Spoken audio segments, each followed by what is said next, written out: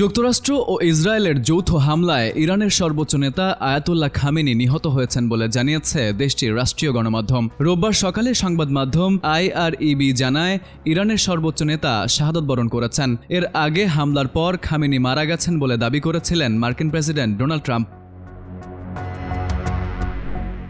খামেনির মৃত্যুর পর প্রতিশোধে মরিয়া Iran Islamic Revolutionary Guard Corps IRGC মধ্যপ্রাচ্য জুড়ে অবস্থিত ২৭টি মার্কিন সামরিক ঘাঁটিতে ভয়াবহ হামলা চালিয়েছে। দেশটির সংবাদ মাধ্যম জানায়, যুক্তরাষ্ট্র ও ইসরায়েলি বাহিনীর যৌথ বোমাবর্ষণের পাল্টা প্রতিশোধ হিসেবে এটি ছিল তেহরানের পক্ষ থেকে ৬ষ্ঠ দফার হামলা। এই অভিযানে ইসরায়েল এবং এ অঞ্চলের বিভিন্ন মার্কিন ঘাঁটিকে লক্ষ্য করে ব্যাপক ক্ষেপণাস্ত্র ও ড্রোন নিক্ষেপ করা হয়েছে।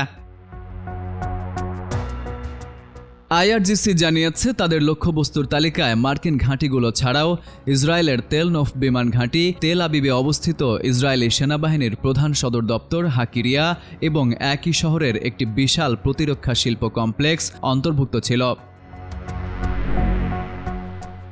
ইরান এই হামলাকে কেবল শুরু হিসেবে উল্লেখ করে সতর্ক করেছে যে তাদের বাহিনী ভবিষ্যতে আরও কঠোর এবং ভিন্নধর্মী প্রতিশোধমূলক ব্যবস্থা গ্রহণ করবে, যা শত্রুপক্ষকে একের পর এক শোচনীয় আঘাতের সম্মুখীন করবে। Farid Ahmed, IBTV USA।